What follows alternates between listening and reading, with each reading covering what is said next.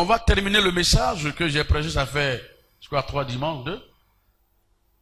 C'est la suite de mon message où j'ai parlé de Joseph. Les 3 types d'obstacles, d'ennemis dans la vie d'un homme. On me parlera de plusieurs, mais j'ai choisi 3.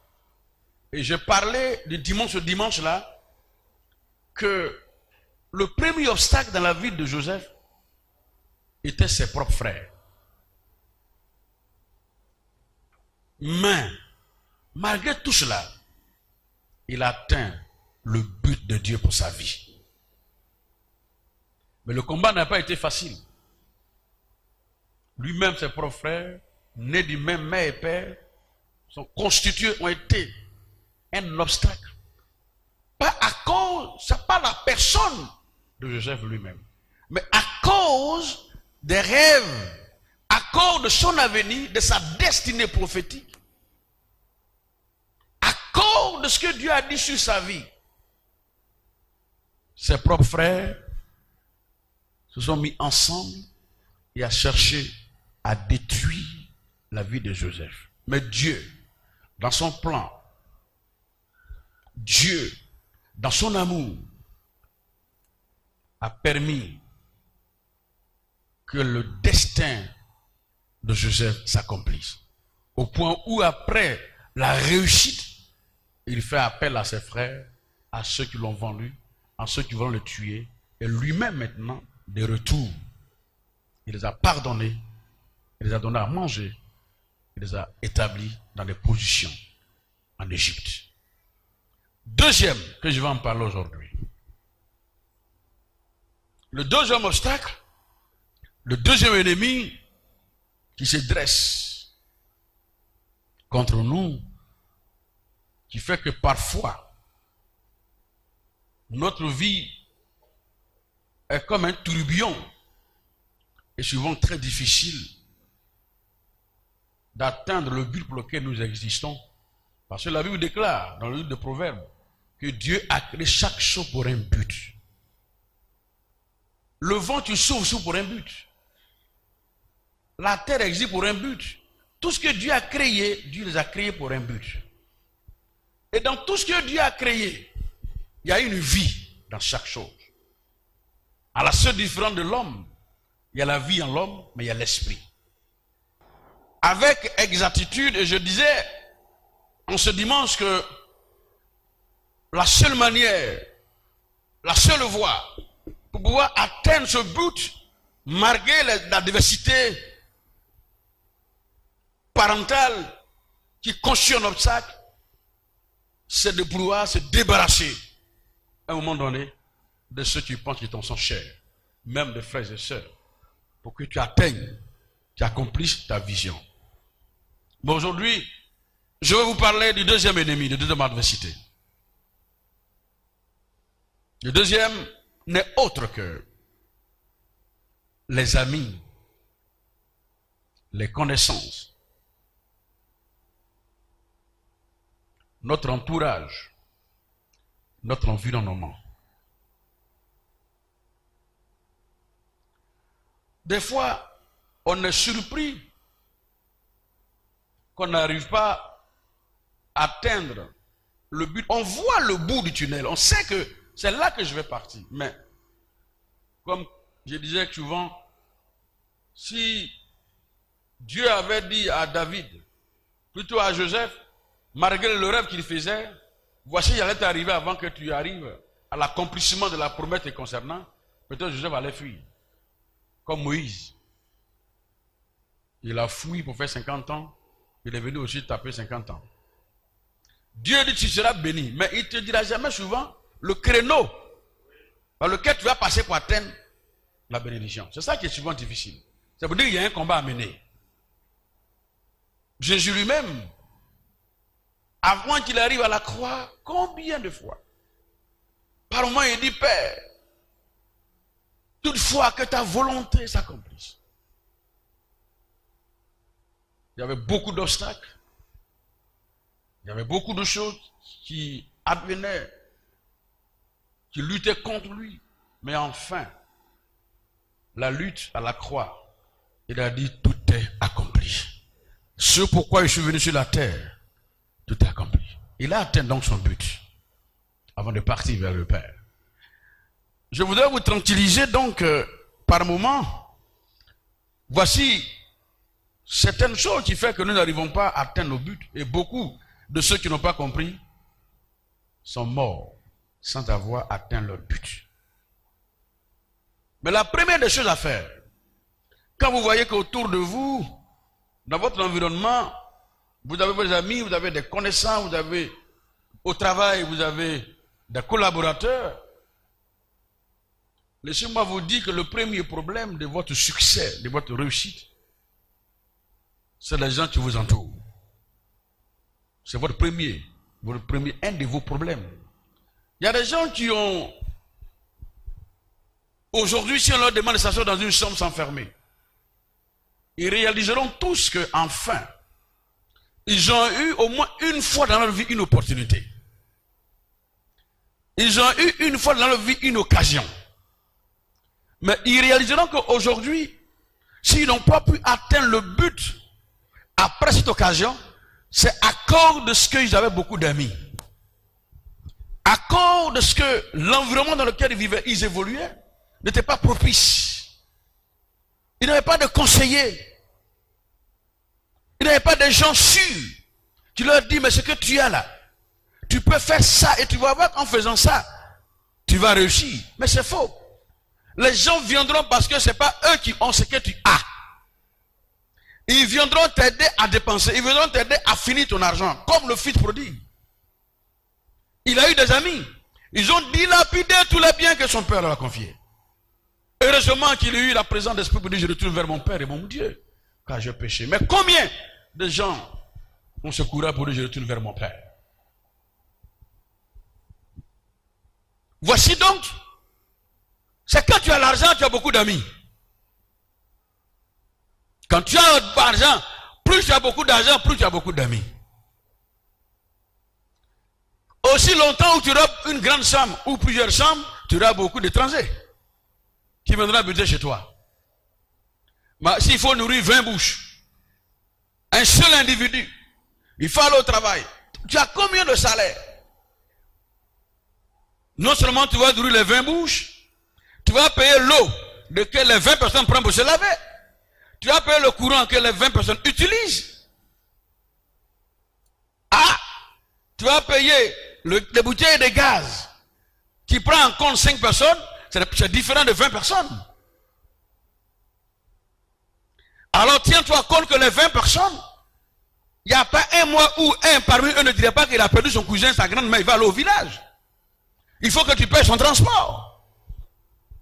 Encore l'homme marche avec la vie, la mort et la maladie. Il n'y a pas un mois où les 20 ou 25 personnes à ta maison, un ne serait pas malade. Mais tout cela, il faut aussi les soigner. Alors, comment pouvons-nous sortir?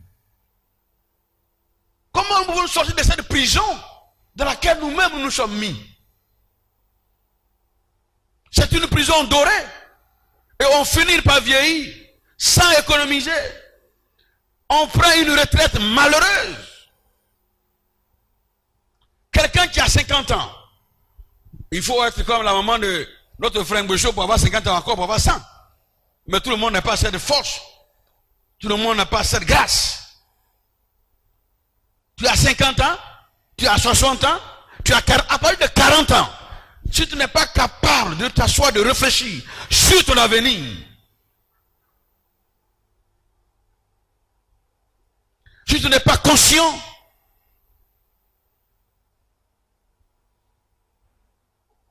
les hommes vont t'acclamer. Ils vont te célébrer. Mais ils te célèbrent pour ta chute.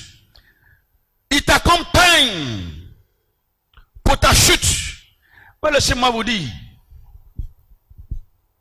vous ne verrez jamais, jamais sur la terre des hommes, on n'accompagne jamais un leader à la croix.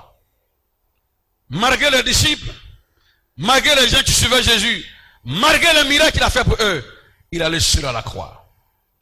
C'est le jour que tu auras un problème. C'est le jour où tu sauras que en fait tu es venu au monde unique et tu répondras unique. Pendant que les autres auront épuisé. Les autres t'auraient utilisé. C'est pour cela, cet engrenage-là, cet obstacle, nous devions prendre conscience et chercher à nous préparer. Si tu t'assois aujourd'hui, l'argent que tu donnes aux gens est plus que ce que toi-même tu prends pour t'utiliser. Alors, comment voulez-vous que nous puissions vivre? Nous puissions réussir dans un monde avec tant de difficultés si nous-mêmes nous ne nous imposons pas un rythme de vie, une hygiène de vie, une discipline.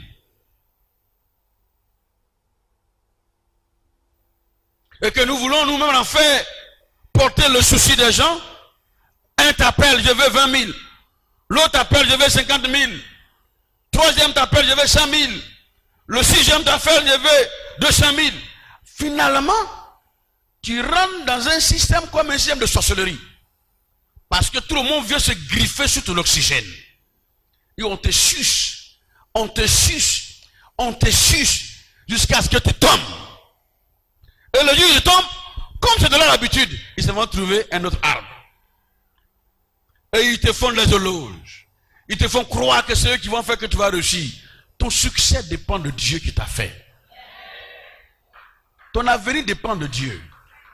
Ce que je vais vous dire aujourd'hui là, si vous voulez réussir sur la terre des hommes, créez votre monde.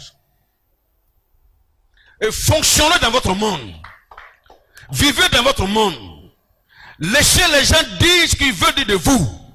Qui disent que vous êtes mauvais. Qui disent que vous êtes méchant. Qui dit que vous ne recevez pas les gens. Qui dit qu'on vous demande les gens, vous ne donnez pas. Frère, s'il n'y a pas sa chose, c'est que tu n'existes pas. Toi, moi, on parle de toi. On parle de toi. Ce que tu dois faire quand on doit parler de toi, fais-le.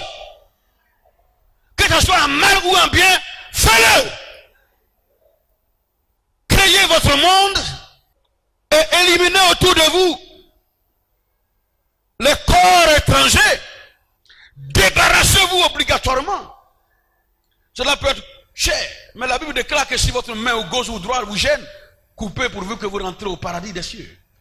Mais je vais vous dire simplement, si votre ami le plus cher, le plus précieux, si votre camarade, la personne avec laquelle vous marchez, c'est quelqu'un avec qui vous vous aimez très bien, que vous êtes ensemble, si c'est lui qui est le problème, qui t'empêche d'atteindre le but que toi-même t'as fixé, si c'est lui, sépare-toi de lui, débarrassez-toi de lui. Tel que soit que cela peut coûter. Je suis venu parler à quelqu'un ce matin, que tu es né pour réussir. Tu es né sur la terre, Dieu ne s'est pas trompé. Dieu ne crée pas quelqu'un imparfait. Dieu est la perfection. Dieu crée l'homme 100% homme. Dieu donne la chance, il a créé tout le monde égaux. Il n'y a pas un qui est en dessus de l'autre. Nous sommes seulement inférieurs, peu inférieurs à Dieu. C'est tout. Ceux qui ont réussi sur la terre, c'est pas le diplôme qui fait réussir un homme. Non. C'est connaître, tu es dans l'école de la vie. L'école de la vie, c'est le coup que tu reçois et de comment tu rends.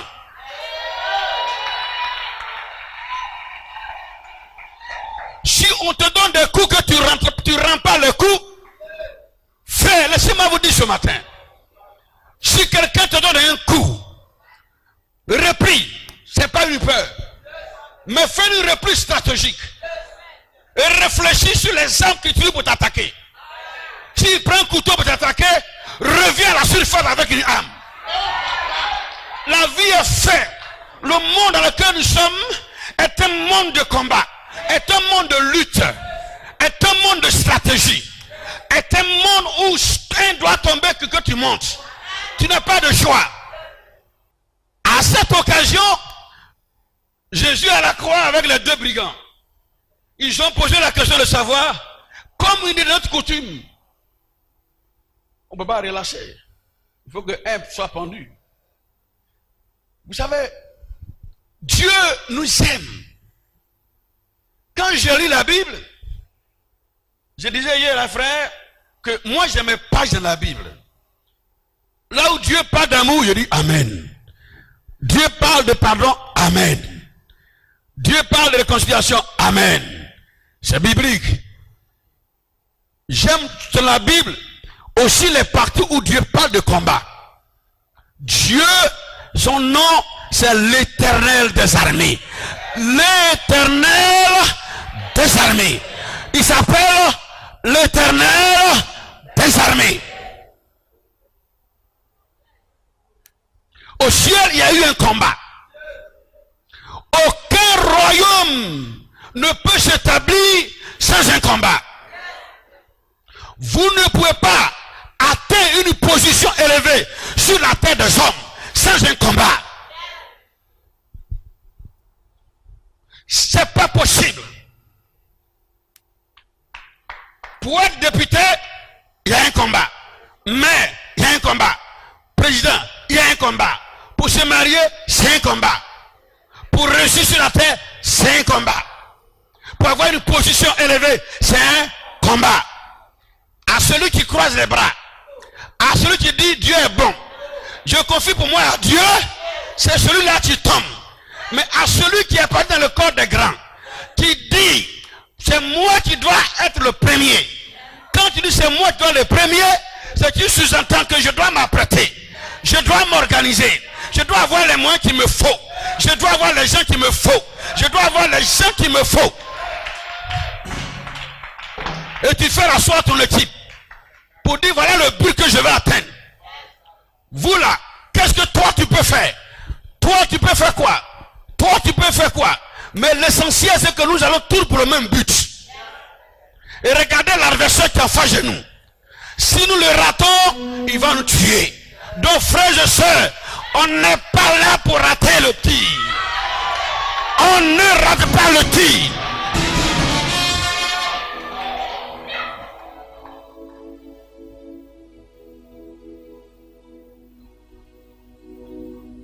Nous ne ratons pas.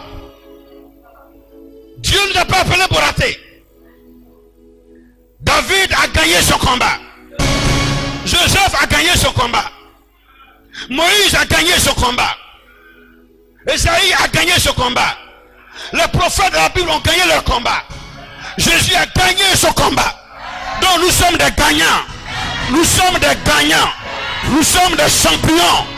Dieu dit nous sommes des gagnants. À l'école gagnant, dans le foyer gagnant, dans la société gagnant. Si quelqu'un te provoque, la Bible dit dans Psaume, il faut le poursuivre jusqu'à ce qu'il tombe et meure. Si rien ne se passe, si quelqu'un te provoque, si rien ne se passe dans la vie de celui qui a provoqué, en quoi on saura que c'est toi qui es le plus grand? Frère, je suis venu vous annoncer une bonne nouvelle. Qu'il faut que tu sois prêt à te débarrasser de tes amis, de ton environnement, de tes collègues qui ne sont pas prêts à t'aider à voyager. C'est-à-dire qu'à atteindre ton but, là où tu dois arriver, tu dois arriver. Ce que Dieu a promis pour toi, tu dois l'avoir. Le sommet où tu dois atteindre, tu dois arriver à ce sommet. La grâce de Dieu pour ta vie doit s'accomplir. La bénédiction que Dieu a promis pour toi doit exactement être accomplie. Tous ceux qui sont contre toi, qui sont à ta gauche, qui sont à ta droite, qui sont devant, qui sont derrière, je te dis ce matin, ils doivent tous tomber.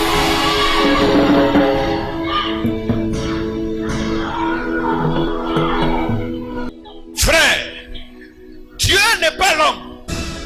Dieu est Dieu. Dieu, il est Dieu. J'ai dit Dieu est Dieu. J'ai dit Dieu est Dieu. La Bible dit qu'il y a un temps pour chaque chose.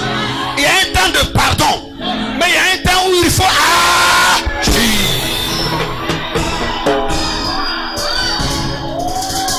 Il y a un temps où il faut agir. J'ai dit il y a un temps où il faut agir. C'est pourquoi Jésus a dit, jusqu'à présent, mon Père agit. Donc moi aussi, j'agis. Il n'a pas dit moi aussi je prie. Il n'a pas dit moi je prie. C'est pas à tous les sujets qu'on prie. Vous les chrétiens, vous aimez trop prier. Une femme va arracher ton mari, tu dis je prie. Quelqu'un veut prendre ton mari, je dis tu pries. Quelqu'un veut t'empêcher pour atteindre ton but, la vision de Dieu dans ta vie, pour que tu réussis. Toi et tes enfants, pour que vous soyez heureux. Tu dis moi je me retire pour aller prier. Qui t'a dit ça? Frère, tu n'as pas tout compris. Quand Goliath a provoqué David, David n'a pas prié.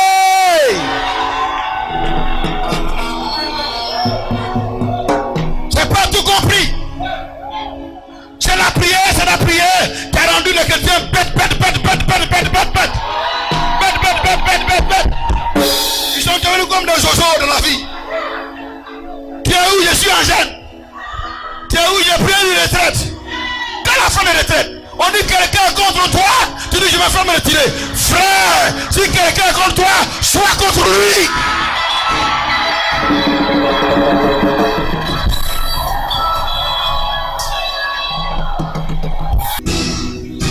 Si quelqu'un est contre toi, il faut le terrasser. Il faut le terrasser.